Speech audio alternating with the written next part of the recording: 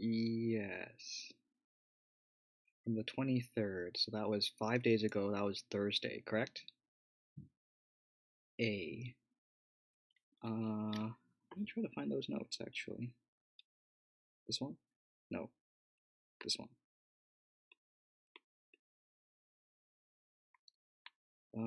I mentioned A right here, right? Like this one. This A.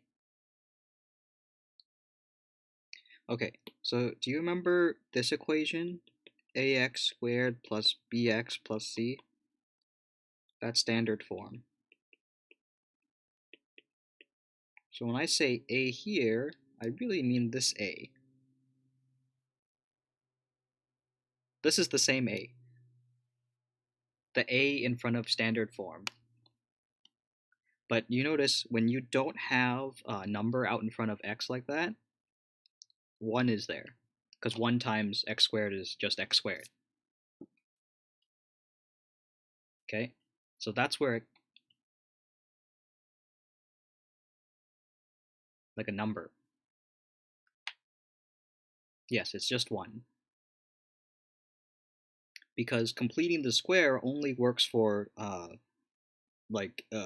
a value of 1. It only works with you have your variable squared, like y squared. If we go to these examples, right, like over here, where is it? Down here, right? So like this one, all these ones, a is equal to 1. See that?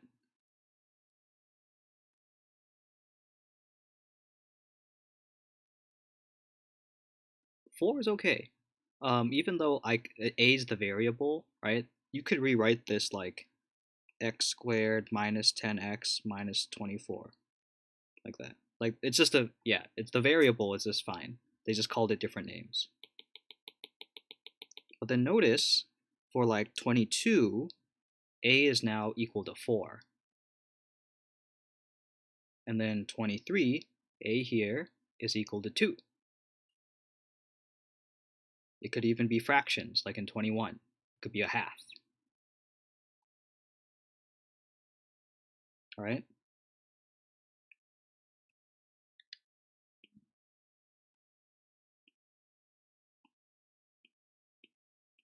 Yes, that multiplier. Yep.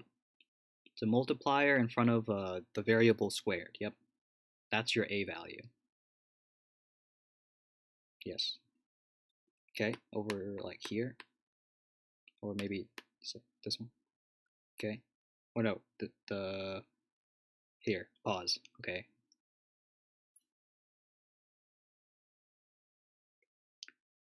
So the steps are uh so you notice this picture here, right?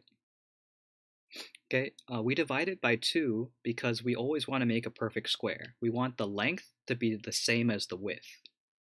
So whatever you have, in this case, it looks like here, right? Like x squared plus 12x, okay? You cut it equally in half. That's why it's divided by 2. What's divided by 2? This is your b value, because your a here is 1. See that? Okay?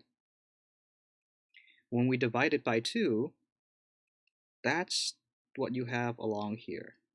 That's what you have along here.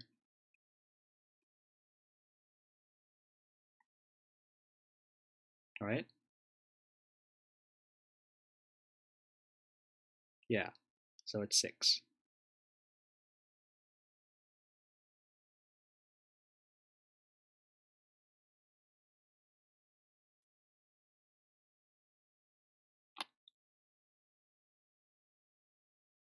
Okay, the point is so that, yeah, so that's a really good question.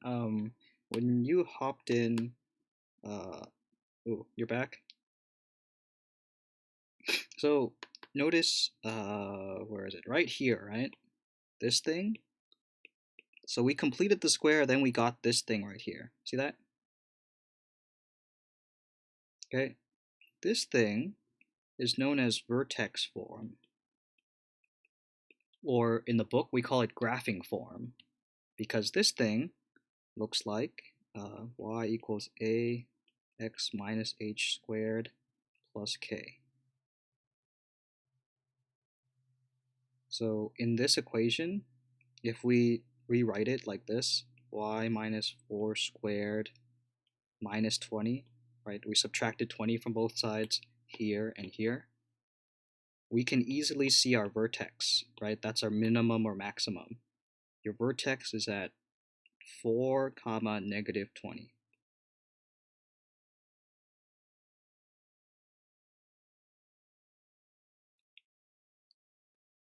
So that's the main reason why we need completing the square, to get vertex form. So for this problem, negative,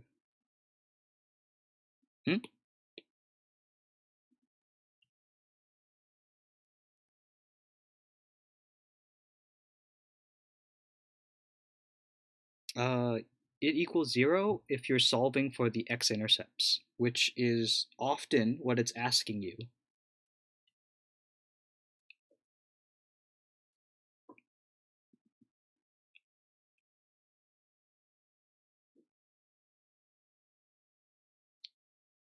So let's go with an easier example, right? This one, the first one I went over before you joined. In this problem, we have this equation, y squared plus 4y plus 3 equals 0, right? Up here, this one, this one. See that? So because we solve for the x-intercepts here, we know that this graph will look like, there's negative 1, negative 2, negative 3. We know that its x-intercepts have to go through like that. Okay? Its vertex is going to be at, we look at this equation,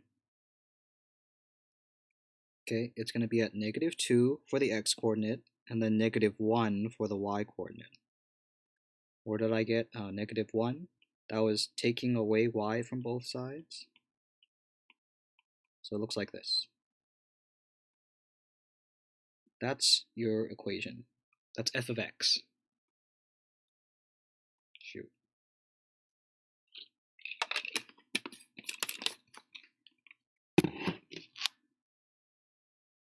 So now we can confidently draw our parabola. Looks like this.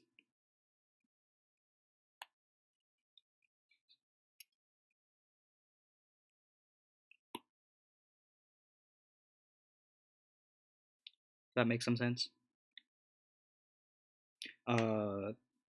We are going, because we're away for distance learning, we would have like paused here for the first part and graphed it for a little while, but since we're learning differently, we're solving it and then we're going to go back to like this graphing form.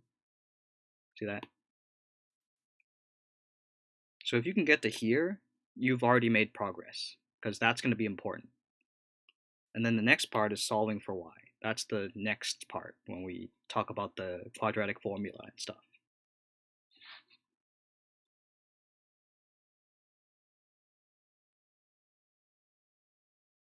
So far, so good? Cool. So I almost forgot about the clock. There's 5 more minutes, and then I gotta hop over to block 8. Do you have more questions? You're welcome to come to block 8's class.